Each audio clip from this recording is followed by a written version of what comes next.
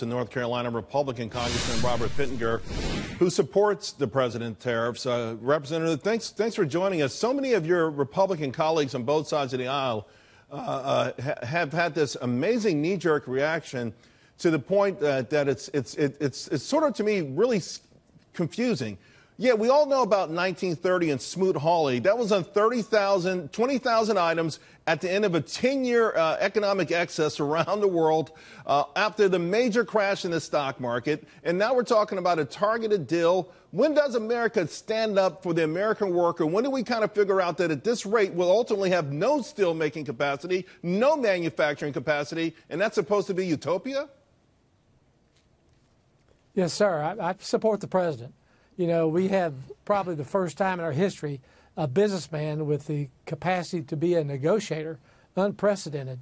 You know, we've had predatory trade practices from our mercantile adversaries for several decades, and the president says now is the time to bring fairness to the process.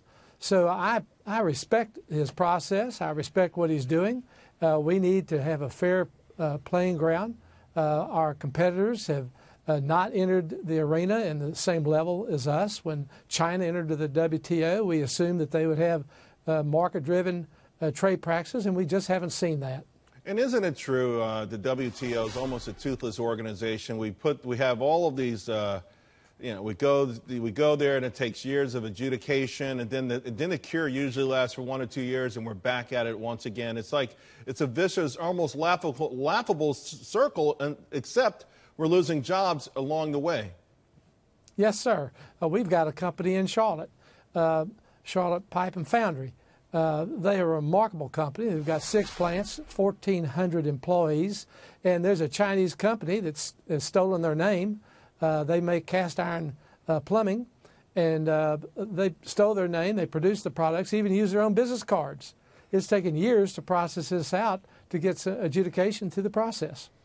Well, what is it with your colleagues that that the knee-jerk reaction is that somehow this is going to send us into a Great Depression, and also understanding that a so-called trade war. If we do have a trade war, where's China going to sell its $505 billion worth of stuff they sold us last year? What's the alternative market?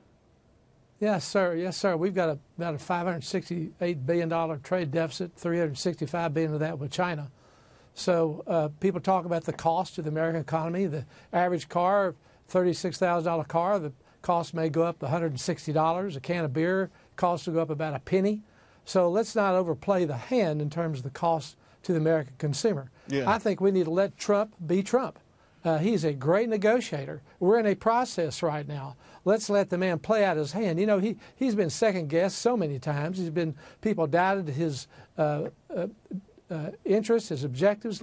You know, they called him out about the Muslims when he campaigned. They said he'd never be able to work with the Muslim world, but it's because he called out Islamic terrorists as being part of the Muslim world. And 55 countries came to Riyadh, Muslim and Arab countries, to meet with him at that time.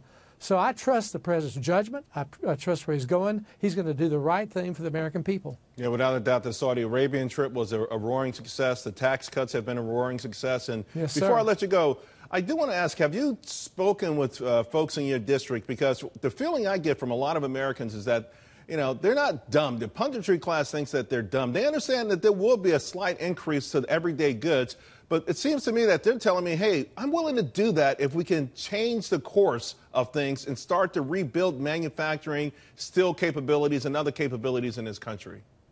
Yes, sir. They do recognize it. They see that China doesn't play fair. If you want to do business in China in any term of reciprocity, you've got to give her over your intellectual property. That's not right. The American people want fairness, and they see through all this. And throughout my district, they support the president. Yes, sir. Well, I thank you very much for coming on, and I think you're right. I think we're on to something here that a lot of people are going to be surprised, and when it's all said and done, it was another stroke of genius. Appreciate it. Absolutely.